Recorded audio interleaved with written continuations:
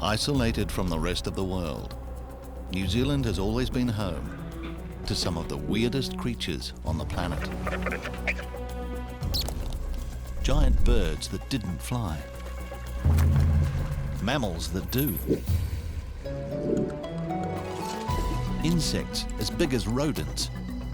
And reptiles older than the dinosaurs. A bird as intelligent as an ape. And the world's rarest, fattest parrot.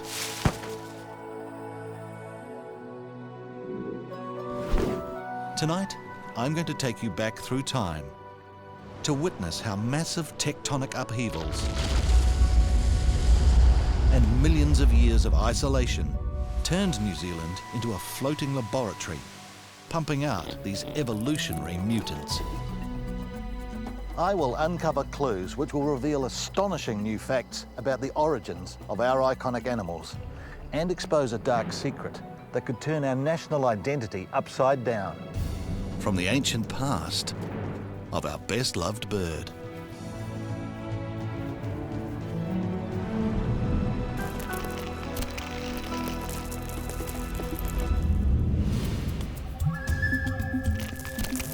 "20 million years ago, all of New Zealand looked like locations from Lord of the Rings.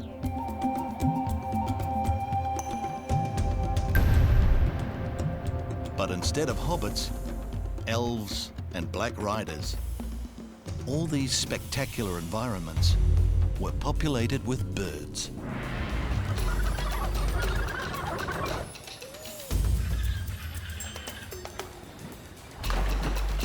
In this ancient time, New Zealand had one major difference to the rest of the world. 20 million years ago, long after the reign of the dinosaurs had ended, the rest of the planet was becoming dominated by mammals in every ecosystem. From what we know, the islands of primeval New Zealand had only one mammal, but in keeping with our theme, it was pretty strange. It's fitting that in a land of birds, our strange little mammal also has wings. Although they rarely carry them above 10 meters high.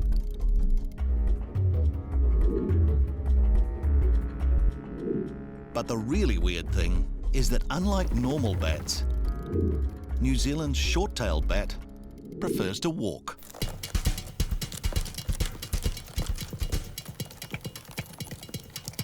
While on the ground, this furry little gremlin folds up his delicate wings like a retractable undercarriage, allowing him to waddle around on his elbows, with his wings tucked neatly out of the way.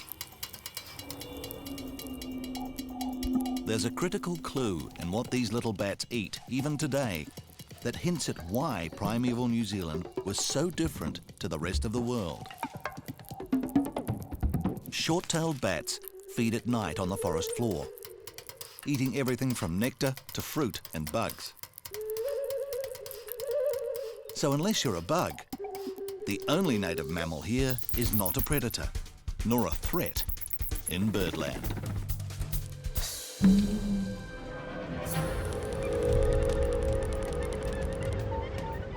In primeval New Zealand, there were no stoats, cats or rats, and the forest floor provided bush tucker for all.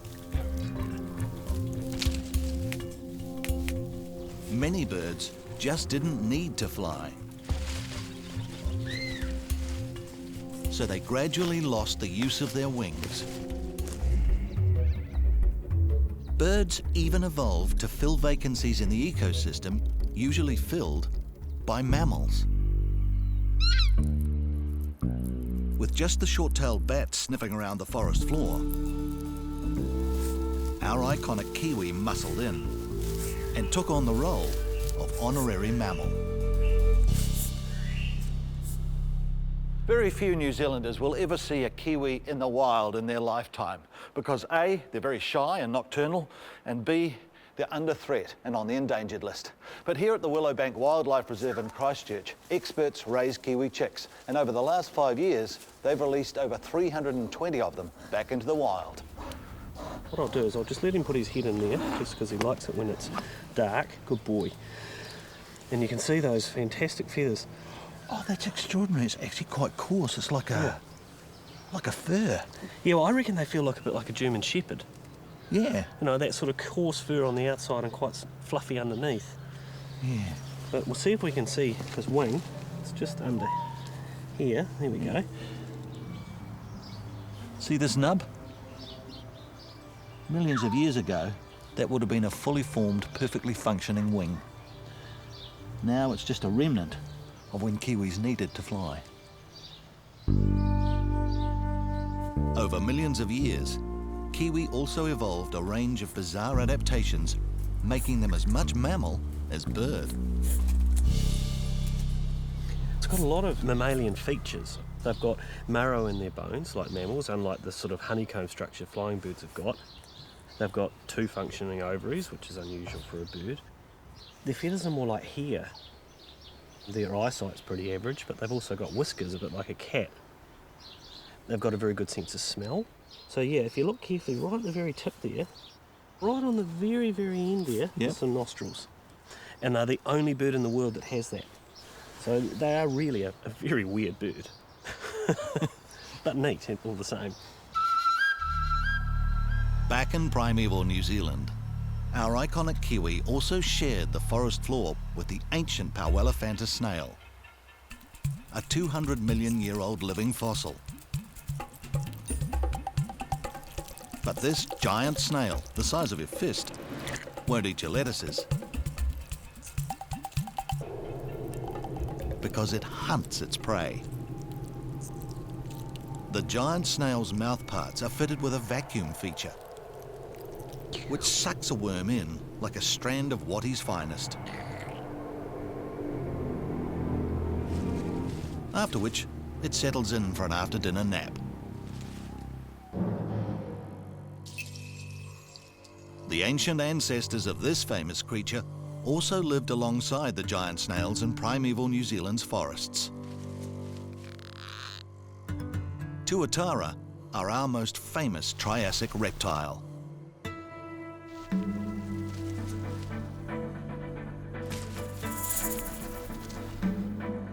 Tuatara ancestors survived the dinosaur extinction and flourished for 235 million years. For much of this time, they had many ancestor cousins around the world. But 60 million years ago, inexplicably, they all became extinct. And today, New Zealand's Tuatara are the last of their kind left on the planet. When Tuatara are born, they show evidence of a mysterious ancient feature. It's a third eye. You can't see it on the adults, but on babies, it's about there, and then it disappears under the skin as they grow. This is a freshly hatched baby Tuatara.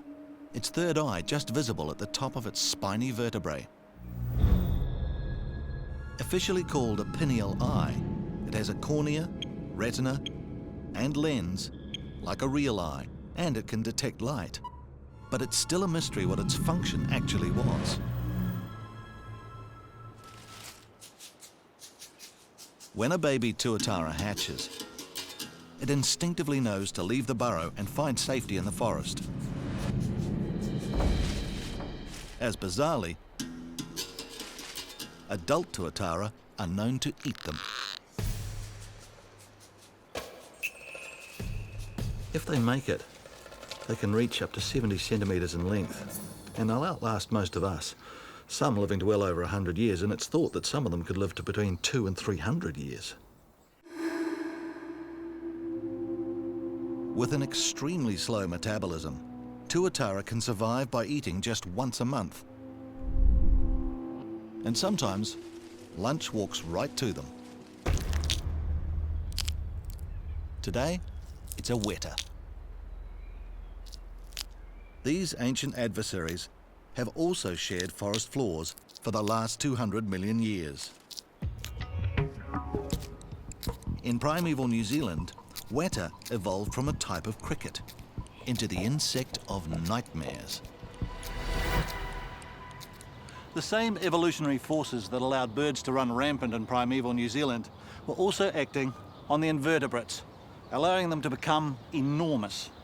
And that's where this fella comes in, the giant weta. And they're one of the heaviest insects on the planet. They can weigh up to 50 grams.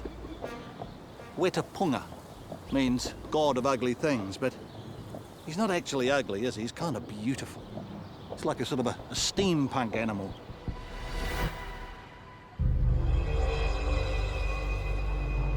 Okay, so primeval New Zealand was a unique paradise for birds and also home to some of the most ancient creatures on the planet. But our land has many secrets, and this is where the story of ancient New Zealand gets really weird. Scientists can tell from rocks like this limestone containing minuscule traces of marine sediments that even though this is now 700 metres above sea level, it was once all underwater. And a system of dating rocks called geochronology tells us that these rocks came topside around 23 million years ago.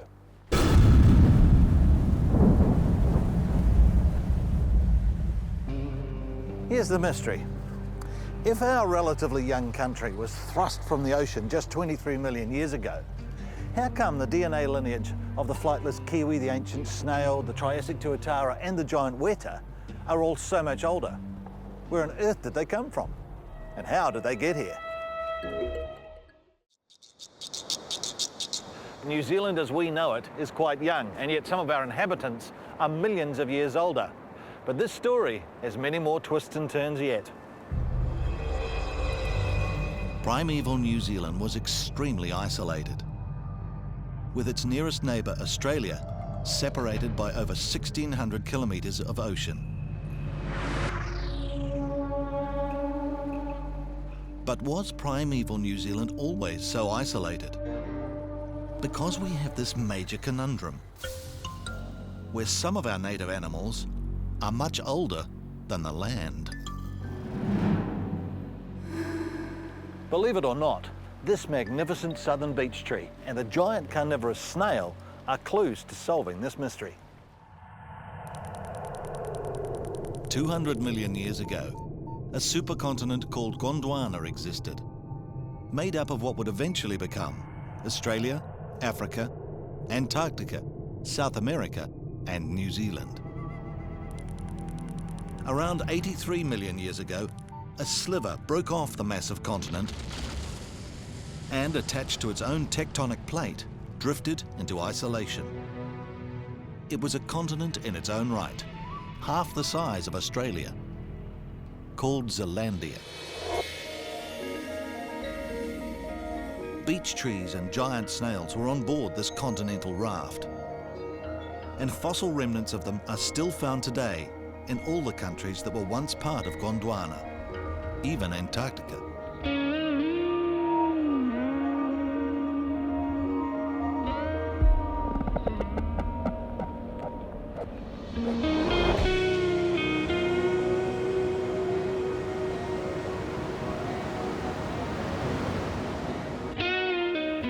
So Zealandia took many Gondwanan plants and animals with it. The tuatara, the snails, the giant weta and many species of birds. All that makes sense. But there's a twist in this story that complicates everything that we've ever believed about the origins of our iconic native animals. It was just 1995 when a Californian geologist published research claiming the existence of this ancient continent, naming it Zealandia. Since then, our geologists figured out that right from the beginning, Zealandia floated on a very thin crust, with little buoyancy, and that over 60 million years, it slowly sank, until most of the continent disappeared beneath the ocean, like Atlantis, where it lay submerged until about 23 million years ago. Underneath the drowned continent, tectonic plates began colliding again, until eventually they slammed together. And up came a fragment of ancient Zealandia. But this time it was New Zealand, as we know it today.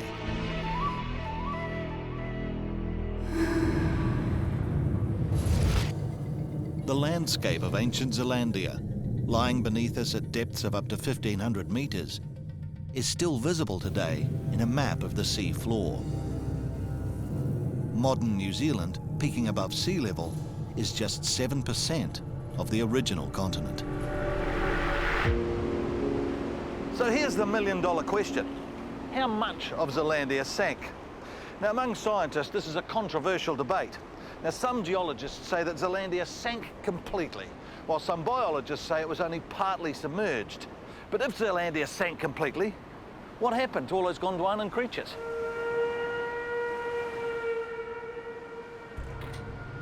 It's possible some of them, like Tuatara, which can go for weeks without food, could have survived on rocky outcrops, or rafted across the ocean on storm debris. The argument that small island outcrops ensured the survival of many ancient animals when Zealandia sank is an established theory. But this is where the science is still a work in progress. Our fossil record has so many gaps, it raises more questions than answers. What we do know is that 23 million years ago, a new landmass lay in the Pacific Ocean, waiting for colonisation. South of New Zealand, on the way to Antarctica, lies a pristine island ecosystem, which some say illustrates the way primeval New Zealand would have looked when it first came up out of the water and was populated by its first inhabitants, seabirds. The Snares Islands lie 150 kilometres south of Stewart Island, part of our sub-Antarctic island group.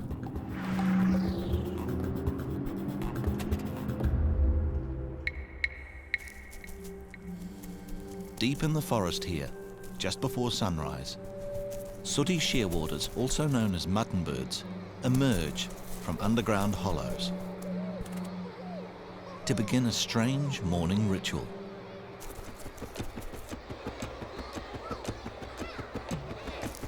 They waddle along worn pathways, their numbers increasing at every intersection.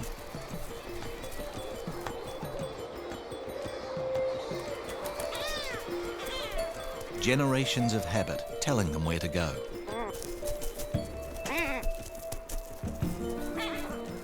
Shearwaters have good-sized wings, but it's not until the mob reaches a clearing on the edge of the island that their wings fire up. And finally, their intent becomes clear. High on a cliff edge, their destination is like a runway at the airport, which is how the shearwaters take off.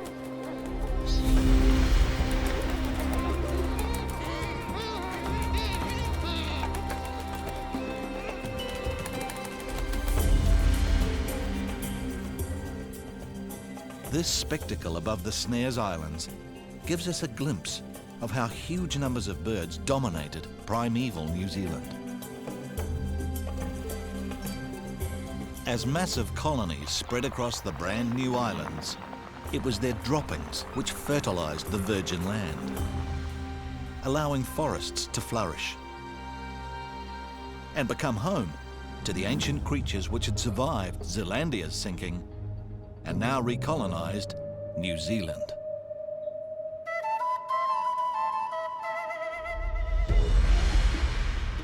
But what about our flightless birds? Where do they come from? Well, the answer to that is another twist in a tale, where nothing is quite what it seems. Deep in a primeval New Zealand forest, a wannabe mammal is enduring extreme discomfort. She's carrying the largest egg relative to body size of any bird on the planet. The egg is 6 times bigger than a hen's egg and fills her entire body, pushing against her internal organs with little room for any food. The female kiwi carries her huge egg for around 10 days. Once she lays it, in a parental role reversal, it's the brown kiwi dad that incubates the egg for around 3 months. The same pregnancy time for a similar-sized mammal. Finally, his patience is rewarded.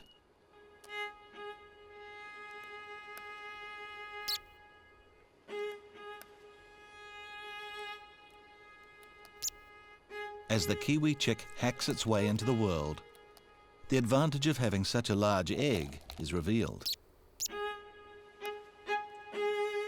The egg contains an internal yolk sac which fills the hatchling's little pot belly, providing immediate nourishment, which can sustain it for up to 17 days.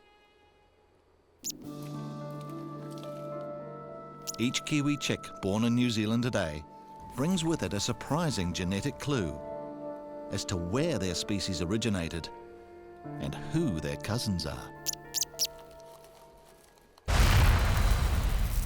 Their DNA links them to an ancient bird family called ratite, which originated in Gondwana. They include the African ostrich, our moa, the Australian emu and cassowary, and last but not least, our kiwi. We know that ancient New Zealand was part of Gondwana, so we assume our kiwi and moa would have set sail on Zealandia and somehow survived the sinking. Except they didn't. The disturbing fact is, they were latecomers. Recent DNA profiling has revealed that moa and kiwi ancestors were living alongside their ratite cousins in ancient Australia, well after Zealandia broke away from Gondwana. And the kiwi's DNA shows it is more closely related to the Australian emu than it is to our moa. That means our national icon, the bird whose name we take to represent us, actually began as an Australian. So our kiwi's ancestors evolved in ancient Australia 60 million years ago. Before these once functional wings eventually flew it here, long after Zealandia broke away. Moa branched off the ratite family tree much earlier than the kiwi, but it's likely they flew across the Tasman Sea to primeval New Zealand around the same time the kiwi did. Once these ancient ratites arrived in New Zealand, however, they began evolving into the iconic birds we celebrate today.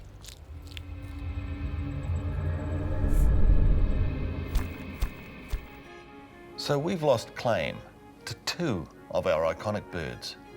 Are there others? Well, do we want to open this evolutionary can of worms? Meet 3 New Zealand natives, the kaka, the kakapo, and the kia.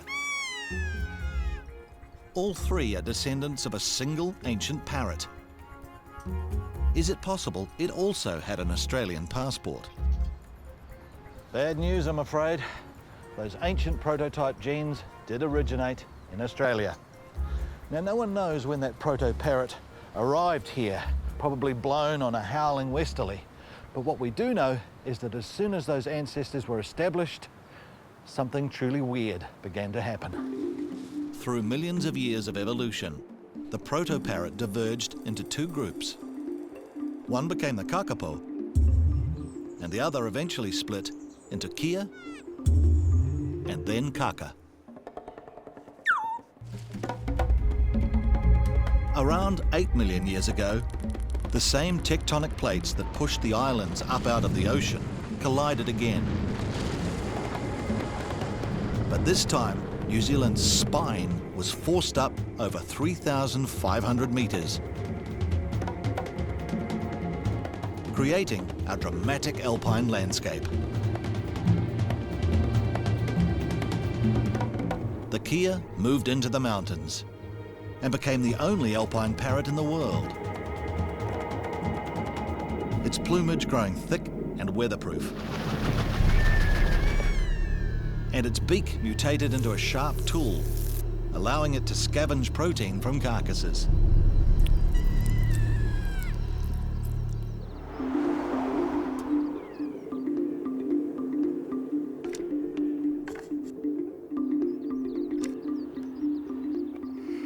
Renowned for stealing your lunch and for trashing your car in the ski-field car park, Kia are anything but bird-brained. Their intelligence may have helped them to cope with dramatic landscape change, and they're studied around the world as one of the smartest birds on the planet. But don't take my word for it. Watch this. This puzzle, developed by a wildlife research team, is designed to test the Kia's ability to problem solve.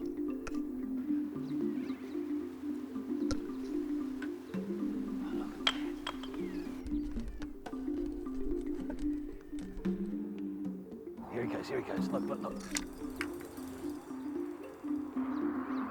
The intelligence of these creatures is just frightening. They've figured it out. They've pulled out the little dowels, they've moved the bits and pieces, they've got the cheese down, and all in about 5 minutes. These are wild animals. This is not something we've set up.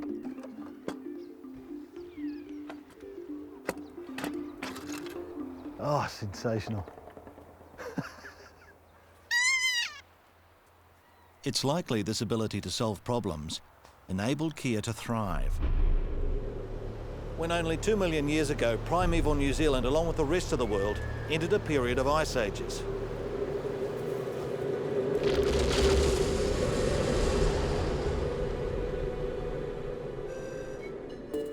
It's also likely this is when the Kia's cousin, the kakapo, evolved its ability to store fat, to keep warm. Somehow, this bird, which once flew, evolved from the slimline kaka ancestor into 4 kilograms of landlubber, preferring now to walk along the forest floor. He still has wings, but now they mostly just help him keep his balance as he climbs a tree in search of tasty rimu berries. Building wing muscle and powering flight requires a lot of energy. So the kakapo traded flight for fat. In his case, an evolutionary triumph. If you think the kakapo's feeding habits make life hard for them, their sex life is another inconvenience.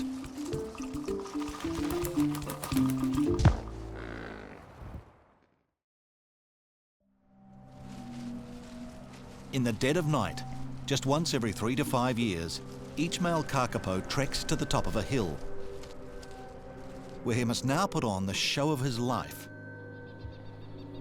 as it's the female kakapo that choose their mate. First step, make yourself even fatter. By inflating an air sac in his neck, he blows himself up to the size of a basketball for maximum attractiveness. Then he begins his serenade. First, a low-frequency boom advertises his location. When he suspects a female may be close, his song changes to a ching.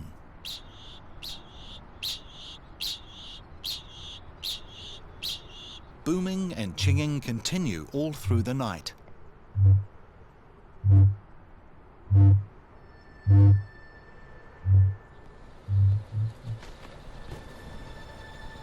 But not all kakapo are lucky on their first try.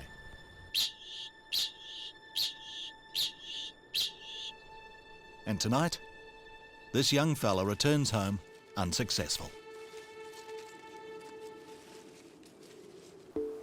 We're getting a pretty clear picture of primeval New Zealand as a land where birds evolve different lifestyles and behaviours, as so many of our New Zealand birds behave unconventionally when compared with their feathered friends elsewhere. Takahe also signed up for flightlessness and became tussock dwellers, grazing the grasslands and high country, kind of like sheep. Takahe were relatively recent arrivals in primeval New Zealand, evolving from a swamp hen around 2 million years ago, originating in, you guessed it, Australia.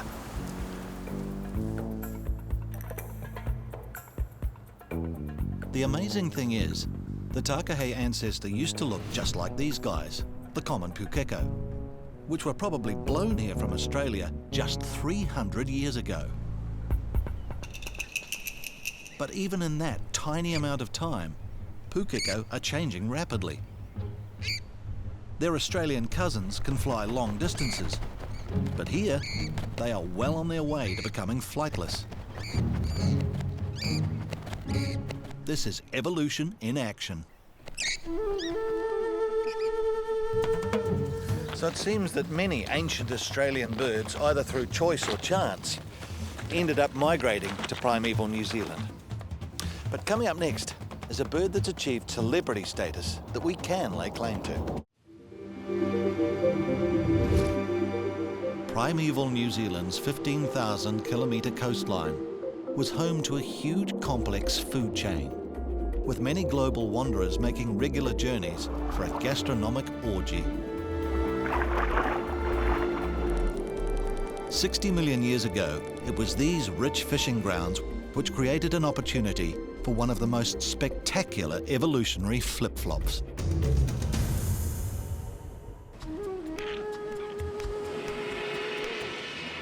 An ancient seabird lived here, well before modern penguins existed, named Waimanu. Standing nearly 1 metre tall, Waimanu had wings like a flying seabird, but its body was changing shape towards what would eventually become a new aquatic seabird, the penguin.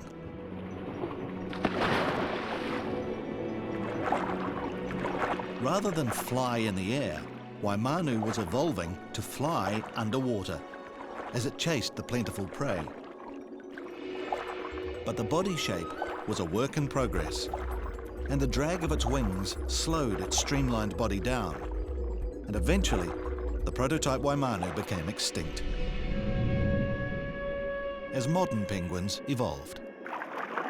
Over millions of years, penguin radiated throughout the southern hemisphere. And in one in the eye for the Australians, New Zealand can claim to be Penguin HQ, with over 13 of the 17 species breeding in New Zealand waters, including this one, the most endangered, the yellow-eyed. Dunedin's Tairoa Head is a breeding ground for these rare birds. While down in our sub-Antarctic Snares Islands, the unique crested penguins have evolved a bizarre lifestyle. Like many penguins, their colony headquarters are deep in the forest, where they collect wood to make nests for their chicks. Penguin chicks' stomachs are like bottomless pits. So every day, Mum and Dad take turns to head off to catch the food.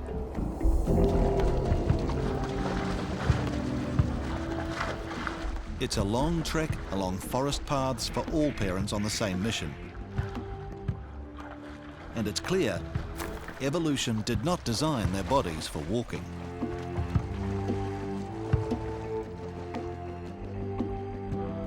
At the forest's edge, their journey becomes treacherous. A 100-metre near vertical rock face between penguins, and food for their chicks. It seems like an evolutionary joke that these birds can't take off and fly to their fishing grounds. But penguins are tough and resourceful. Even the youngsters learn the hard way.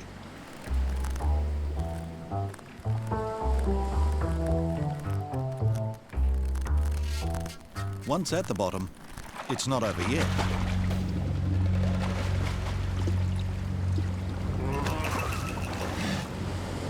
As predatory sea lions patrol the water's edge. It's a bad day for a young penguin's first day out fishing.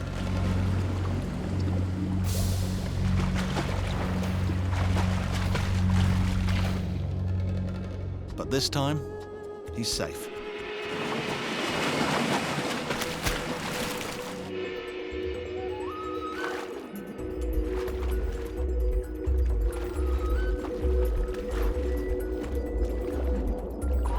Once full of fish for their offspring, they mob up for safety and execute a mass exit.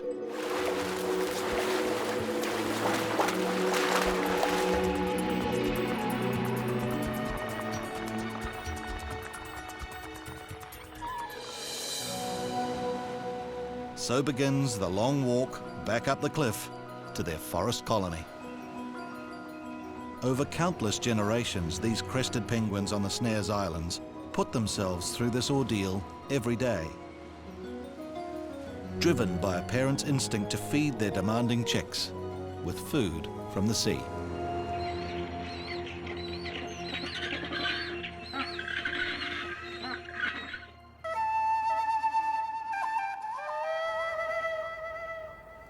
While we're on the subject of rightful claims, New Zealand has the only mainland breeding colony of these, the royal albatross. We can't claim them as ours though, because albatross are a truly ancient bird and they've always been global travellers.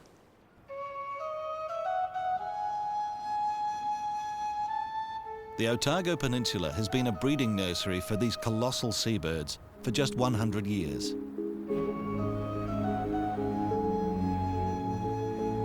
Royal albatross push flight to the extreme. The 3-metre wingspan creates just enough lift to raise their 10-kilogram body off the ground.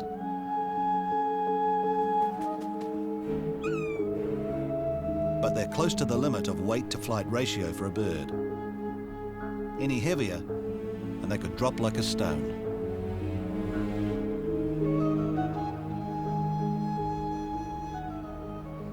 So you think this bird is big? What if it grew talons the size of tiger claws and hunted like one too?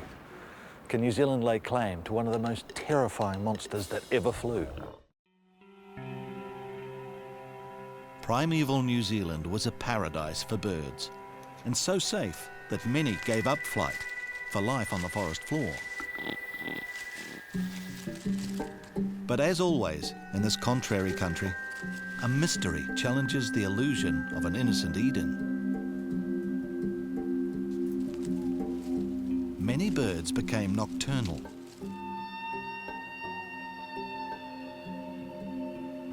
And others evolved sophisticated camouflage techniques. The kakapo's mottled green feathers allow him to melt into the undergrowth, so he becomes practically invisible.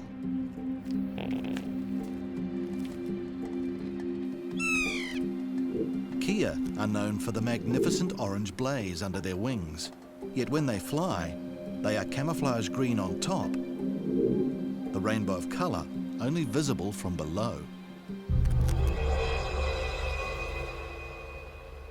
Camouflage and nocturnal behaviour are evolutionary responses to a predator that hunts in daylight, using its eyes. So what on earth were these birds hiding from?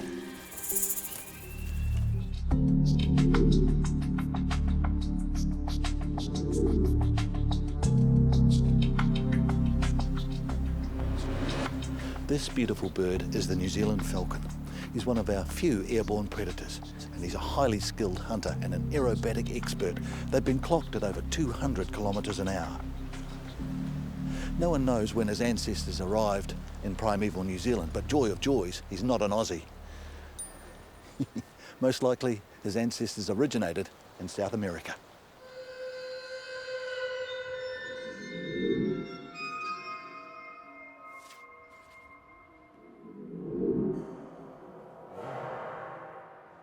Based on the island phenomenon that just about any animal that arrived on these shores appeared to change rapidly, What would happen if, say, an eagle flew into primeval New Zealand?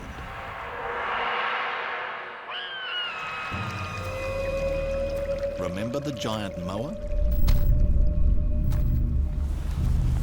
I'm 6 foot and around 90 kilos. I'm almost as tall as the largest moa and only a third as heavy. Now, moa weren't nocturnal, and they certainly didn't have much camouflage. So clearly, there was nothing this giant bird had to fear. Except there was. A 15-kilogram flying monster predator with a 3-meter wingspan. Haast's eagle.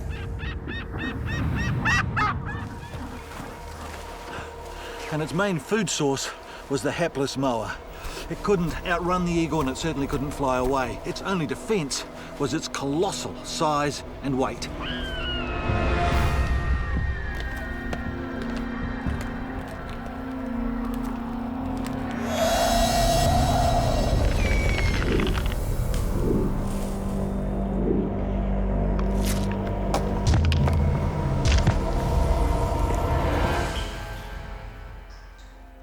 Limestone caves in Westland are littered with perfectly preserved fossil evidence of the struggles of these two giant birds.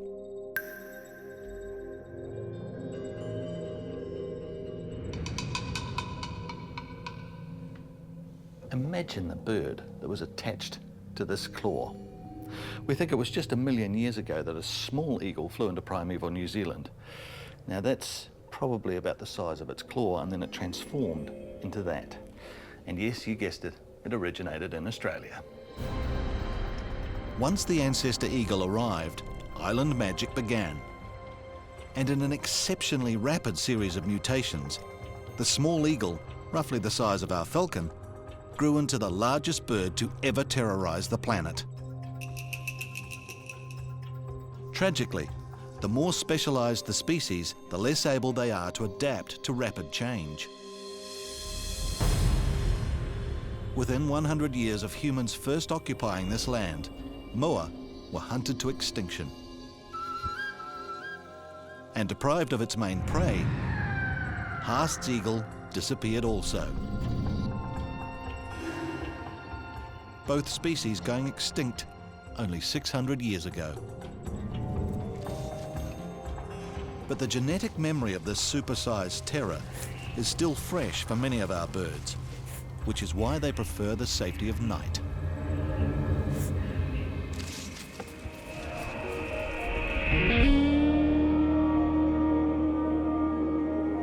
It may have been confronting for us true blue Kiwis to learn the truth about the Australian origins of so many of our iconic animals.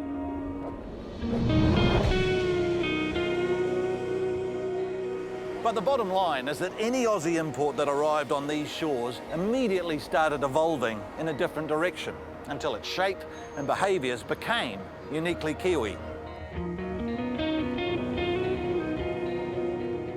But the question has to be asked, if so many Aussies arrived on these shores, was the reverse possible? Well, apparently not. The winds and the ocean currents don't support a directional flow from New Zealand to Australia. That said, anything that became Kiwi stayed uniquely Kiwi. New Zealand and Australia parted company over 80 million years ago. But this story has proved our ties run deeper than ever thought before. Ultimately, it was our landscape and environment that sculpted these creatures into the forms we know today. And only the tough, resourceful, and smart survived. Attributes that perhaps still exist in us Kiwis today.